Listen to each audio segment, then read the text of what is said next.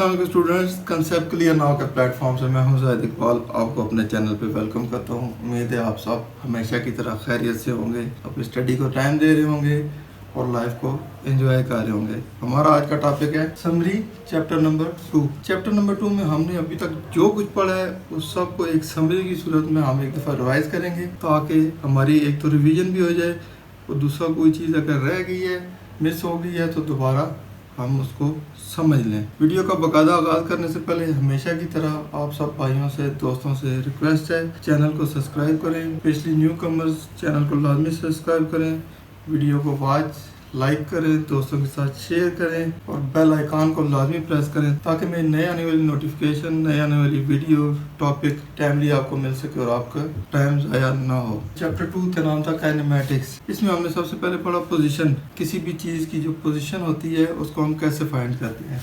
हमारे पास दो एक्सिस होते हैं, एक एक्स एक्सिस होता है, ये वाई एक्सिस होता है। ये एक्स एक्सिस इस तरफ प्लस में होता है और इस तरफ माइनस में होता है। इसी तरह वाई एक्सिस ऊपर की तरफ प्लस में होता है और नीचे की तरफ माइनस में होता है। हमें दो वैल्यू दी जाती हैं, पहली वैल्यू हमेशा एक्स की होती है और दूसरी वाई की होती है। लेट्स सपोज हमें एक वैल्यू दी गई है 2 और 4, तो ये अंडरस्टूड है कि ये वैल्यू एक्स की है और ये वाई की है। अगर इसके साथ प्लस माइनस नहीं है, इसके साथ अगर प्लस का निशान नहीं है तो ये कंफर्म प्लस होगा, अगर माइनस का निशान है तो माइनस होगा। ये ऐसे भी हो सकती थी -2 -4। अब x भी माइनस में था और y भी माइनस में था। ये पॉइंट ऑफ ओरिजिन होता है, इसके अंदर इसी तरह का ग्राफ बना हुआ होता है, उसकी इक्वल डिवीजन हुई होती है। लेट्स सपोज हमें x की वैल्यू 2 और y की 4 दी गई है, तो हम ऐसे सेंटर से इस तरफ जाएंगे, ऐसे 1 2 और 4 ऊपर के जाएंगे। ऐसे जो इनका आपस में इंटरसेक्शन पॉइंट होगा वो हमारी पोजीशन होगी। उसके बाद हमने पढ़ा मोशन। कोई भी चीज़ हरकत करती है उसको मोशन कहते हैं। अब मोशन की हमने पढ़ी है बेसिक 3 टाइप्स। ट्रांसलेटरी मोशन, दूसरे नंबर पे हमने पढ़ा रोटेटरी मोशन और तीसरे नंबर पे हमने पढ़ा वाइब्रेटरी मोशन। ये सारे मोशन है। अगर कोई चीज़ एक स्ट्रेट लाइन में जाएगी, एक यूनिफॉर्म वेलोसिटी को मेंटेन करेगी और एक यूनिफॉर्म हेडिंग को मेंटेन करेगी, हम उसको कहेंगे ये ट्रांसलेटरी मोशन है। ये मोशन बिल्कुल स्ट्रेट लाइन में भी हो सकता है, हल्की सी कर्व में भी हो सकता है, पूरे एक सर्कल में भी हो सकता है और ऐसे जिग जैग भी हो सकता है। लेकिन ऐसे मूवमेंट नहीं कर रहा, ये चीज़ ऐसे ऐसे ऐसे ऐसे करती है, तो ये ट्रांसलेटरी मोशन की आगे फर्दर टाइप हम पढ़ेंगे तो आपको समझ आ जाएगी। तो अगर ये स्ट्रेट कर्व या ऐसे रैंडम किस्म के मोशन में होंगे तो हो जाएंगे ट्रांसलेटरी मोशन, इसमें एक डायरेक्शन उसकी इन्वॉल्व होगी। दूसरे नंबर पे आता है रोटेटरी मोशन। रोटेटरी मोशन जैसे हमारा छत वाला पंखा होता है, आप इसको गौर से देखें या गाड़ी के टायर को देखें, इनके दरमियान में एक एक्सल होता है, इस एक्सल के गिर्द ये घूमते हैं, ये अपनी पोजीशन इधर उधर चेंज नहीं करते। एक पंखा है यहाँ पे लगा हुआ है तो इधर ही घूमता रहेगा, ऐसे ऐसे या ऐसे नहीं होगा, एक ही जगह पे रोटेट करेगा, उसको हम कहेंगे रोटेटरी मोशन।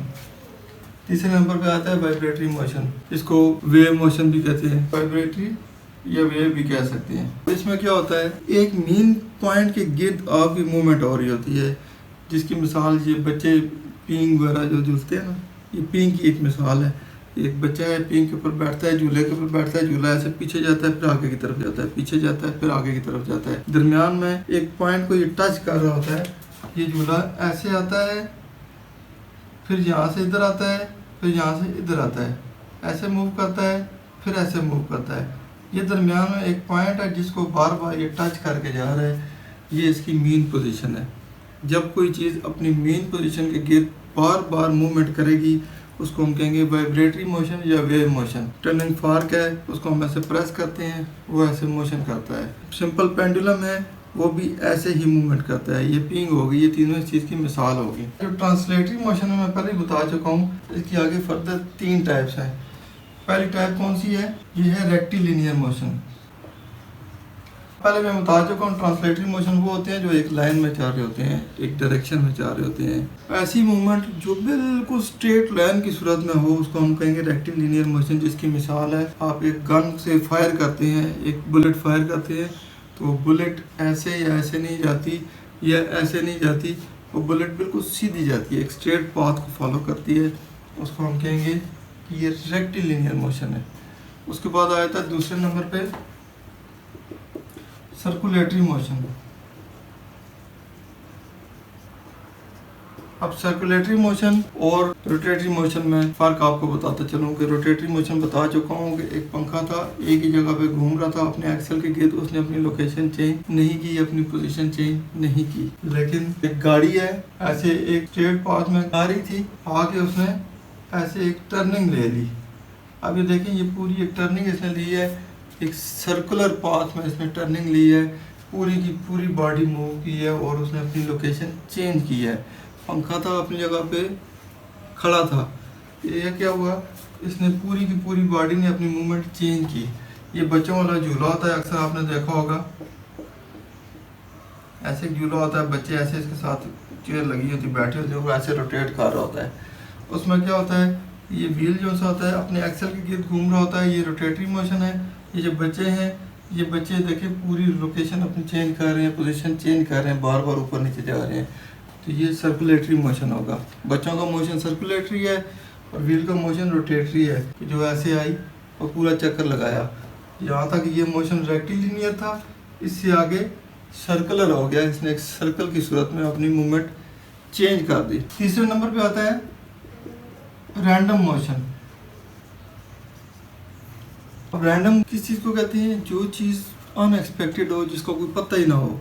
हम कहते हैं रैंडम नंबर्स, 1 के बाद 11 आ गया, 11 के बाद 8 आ गया, 8 के बाद 14 आ गया, 14 के बाद शायद 16 आ जाए, फिर 9 आ जाए, ये एक रैंडम है, इनमें कोई तरतीब नहीं है। इस तरह ऐसी मूवमेंट जिसमें कोई तरतीब ना हो उसको हम कहेंगे रैंडम मोशन। बुक में मिसाल भी दी गई है एक काइट की। एक काइट उड़ रही होती है, कभी इधर जाती है, कभी उधर जाती है, कभी ऊपर कभी नीचे। या एक फ्लाई होगी, घर में जो मक्खियाँ होती हैं, मच्छर होते हैं, इनकी मूवमेंट कैसी होती है, ये एक स्ट्रेट लाइन में या एक सर्कुलर पाथ में मूवमेंट नहीं कर रहे होते, ये कभी इधर ऊपर नीचे होते रहते हैं। इस मूवमेंट को कहते हैं रैंडम मोशन। तीसरे नंबर पे हमने पढ़ा डिस्टेंस। डिस्टेंस कहते हैं किसी एक जगह से दूसरी जगह का जो फासला होता है, इसमें डायरेक्शन इन्वॉल्व नहीं होती, सिंपल फासला आपने जो नापना है। मैं कहता हूँ मैं रावलपिंडी में हूँ, मैंने यहाँ से जाना है लाहौर, तो लाहौर की मैं डायरेक्शन नहीं बताऊंगा, मैं कहूँगा सिंपल यहाँ से रावलपिंडी से लाहौर 270 या 280 किलोमीटर है। ये एक डिस्टेंस मैंने किलोमीटर में बता दिया। अब इसमें दो चीज़ें मैंने बता दी, एक इसका न्यूमेरिकल मैग्नीट्यूड बता दिया है 270 या 280, फिर उसके साथ उसकी मैंने ऐसे यूनिट बता दी जो कि किलोमीटर में। अब ये दो चीज़ें बताई हैं, इसलिए ये एक स्केलर क्वांटिटी है। लेट्स सपोज ये रावलपिंडी है और ये लाहौर है, इसका रास्ता ऐसे है, मिसाल के तौर पे ऐसे घूमते घूमते ऐसे आ जाता है। तो ये हमारी ओरिजिन होगी, ये हमारी डेस्टिनेशन होगी। ये टोटल डिस्टेंस कितना हो गया, 270 किलोमीटर। ये हमारा न्यूमेरिकल मैग्नीट्यूड है और ये हमारी एसआई यूनिट है, और ये एक स्केलर क्वांटिटी है, इसमें डायरेक्शन इन्वॉल्व नहीं है। नेक्स्ट हमने पढ़ा डिस्प्लेसमेंट। एक चीज यहाँ पे पड़ी थी, प्लेस थी, दूसरी जगह पे जाके यहाँ से डिस्प्लेस होगी और उस जगह पे जाके प्लेस होगी। अब जो नई पोजीशन होगी और पुरानी पोजीशन, दोनों के दरमियान में जो एरो की सूरत में एक स्ट्रेट लाइन बनेगी, उसको कहेंगे डिस्प्लेसमेंट। लेट्स सपोज ये चीज यहाँ पे प्लेस थी, रास्ते में क्या हुआ, डिस्प्लेस होके अब ये डिस्प्लेसमेंट हो गई है रास्ते में, अब यहाँ पे आके प्लेस्ड हो गई है। पहले यहाँ पे प्लेस थी, फिर रास्ते में डिस्प्लेसमेंट हुई, अब फिर प्लेस्ड हो गई है। अब ये जो शॉर्टेस्ट रास्ता है, ये रावलपिंडी है, ये लाहौर है। आप आसमान पे हैं, आप किसी रूट को फॉलो नहीं कर रहे, किसी रोड को या रेलवे ट्रैक को फॉलो नहीं कर रहे, आपने रावलपिंडी से डायरेक्ट लाहौर जाना है, तो वो जो स्ट्रेट पाथ होगा वो डिस्प्लेसमेंट होगी। इसमें डायरेक्शन इन्वॉल्व है, ये हमारा नॉर्थ है, साउथ है, इस तरफ ईस्ट है और इस तरफ वेस्ट है। इट मीन्स कि रावलपिंडी से लाहौर साउथ ईस्ट में पड़ता है, और कितने किलोमीटर है उसका न्यूमेरिकल मैग्नीट्यूड होगा और साथ ऐसे यूनिट होगी। इसको हम डी से शो करते हैं और इसके ऊपर एरो हेड लगाते हैं। यहाँ से 270 किलोमीटर था, तो हो सकता है कि वो 130 किलोमीटर हो, 130 किलोमीटर साउथ ईस्ट। 130 इसका न्यूमेरिकल मैग्नीट्यूड है, किलोमीटर इसकी ऐसा यूनिट है, और साउथ ईस्ट इसकी डायरेक्शन है। अब ये तीनों चीज़ें इन्वॉल्व हो गई हैं, इसलिए ये वेक्टर क्वांटिटी है। इस डिस्टेंस पड़ा था, उसका जो सिंबल था वो एस था, और डिस्प्लेसमेंट का सिंबल डी है। इसके बाद हमने पढ़ा स्पीड, एक डिस्टेंस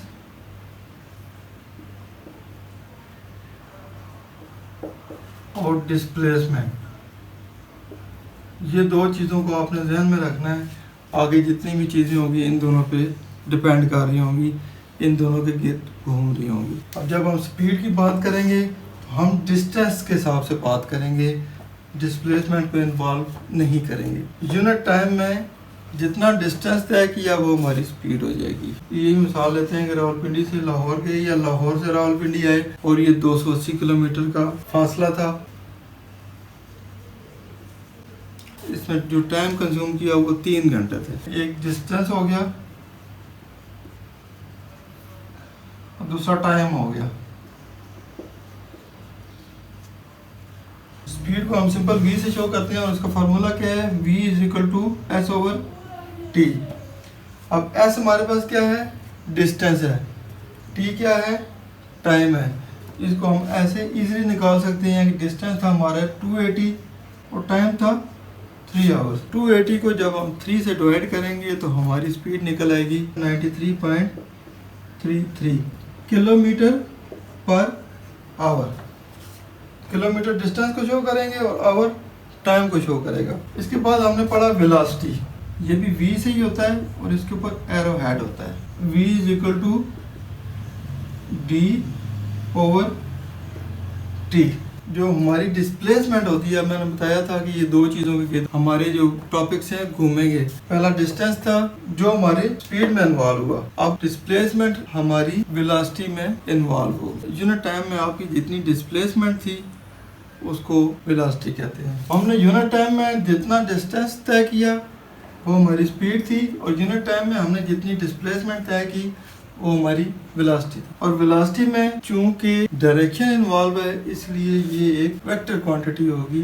नेक्स्ट आ जाता है एक्सेलरेशन, इसको हम ए से शो करते हैं। Rate of change of velocity is called acceleration. Velocity के साथ हम जो छेड़छाड़ करेंगे एक्सेलरेटर या ब्रेक की सूरत में, तो वो हमारी एक्सेलरेशन हो जाएगी। आप गाड़ी ड्राइव कर रहे हैं और आपके राइट फुट के नीचे दो चीज़ें हैं, एक एक्सेलरेटर है, एक ब्रेक है। दोनों एक्सेलरेशन को कंट्रोल करने के लिए अगर आप एक्सेलरेटर को प्रेस करते हैं, गाड़ी की आरपीएम ज़्यादा होगी, उसकी स्पीड बढ़ जाएगी और उसकी वेलोसिटी इंक्रीज कर जाएगी। गाड़ी जा रही थी 60 किलोमीटर पर आवर के हिसाब से, एक्सेलरेटर प्रेस किया वो 62, 63, 65, अब क्या हो गया, इसकी एक्सेलरेशन बढ़ रही है।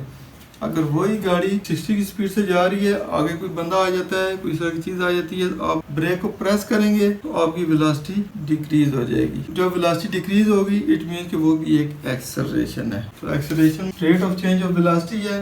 वेलोसिटी का फार्मूला था हमारे पास ΔV/डेल्टा टाइम। हमने जो वेलोसिटी को टाइम के साथ चेंज किया वो हमारी एक्सेलरेशन बन गई। एक्सेलरेशन की दो डायरेक्शन होती हैं, एक पॉजिटिव एक नेगेटिव। अगर एक्सेलरेशन बढ़ रही है, इंक्रीज कर रही है, तो ये पॉजिटिव सेंस में जाएगी। अगर ये डिक्रीज कर रही है तो ये नेगेटिव सेंस में जाएगी। स्टूडेंट, इसके बाद हमने पढ़ा डिस्टेंस टाइम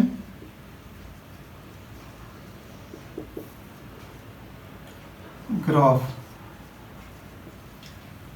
अब ये हमारे पास ग्राफ है, इसके पास दो एक्सिस है, एक एक्स एक्सिस है, एक वाई एक्सिस है। एक्स एक्सिस जो होता है हॉरिजॉन्टल प्लेन होता है, वाई एक्सिस वर्टिकल प्लेन होता है।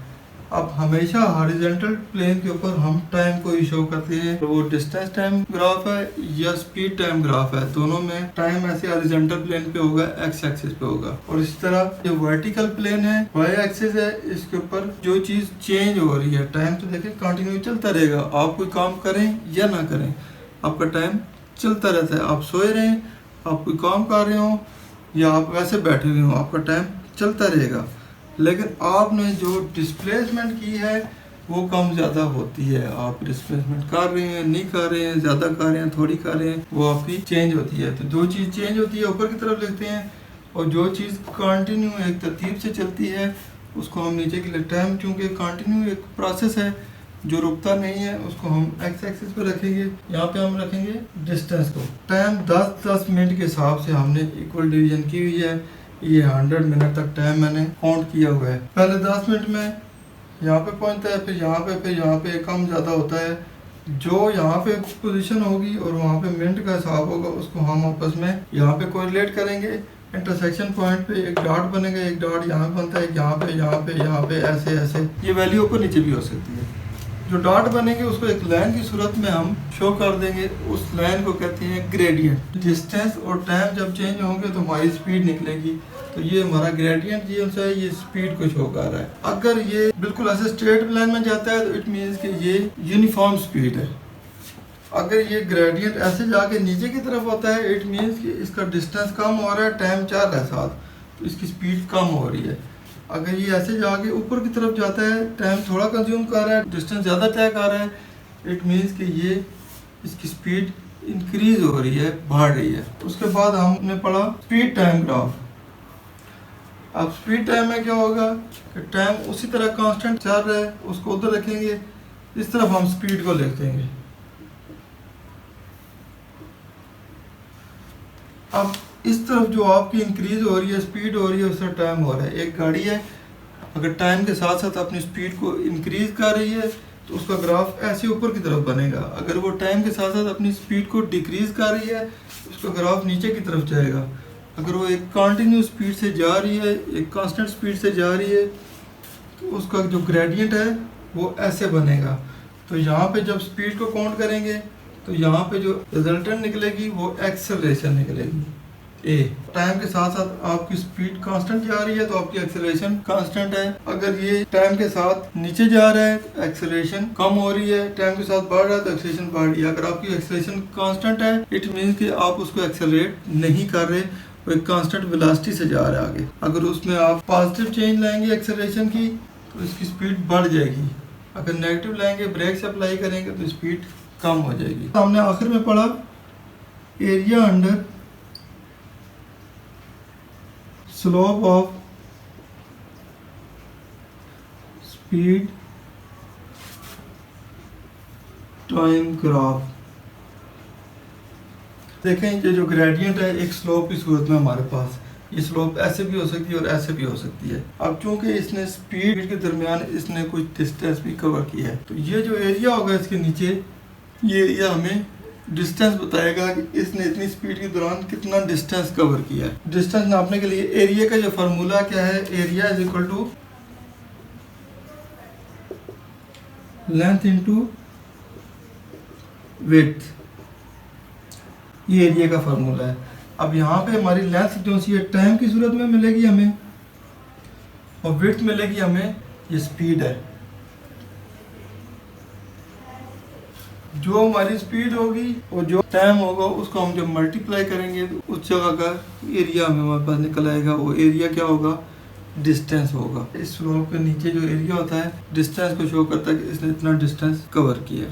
तो स्टूडेंट ये थी आज हमारी चैप्टर 2 की समरी, जिसमें हमने पूरे चैप्टर 2 को रिवाइज कर लिया। अगर कोई कमी पेशी रह गई थी तो कोशिश कीजिए कि इसमें आपको कवर कर दूं। उम्मीद है कि ये वीडियो आपके लिए बहुत फ्रूटफुल होगी, इससे आपके बहुत सारे कंसेप्ट क्लियर हुए होंगे, बहुत कुछ सीखने को मिला होगा। वीडियो आपको पसंद आए इसको लाइक, दोस्तों के साथ शेयर लाजमी कीजिएगा, और जाहिद इकबाल को दुआ में याद रखिएगा। इंशाल्लाह नेक्स्ट इन्फॉर्मेटिव वीडियो के साथ जल्द ही आपकी खिदमत में हाजिर होऊंगा। तब तक इजाज़त दीजिए।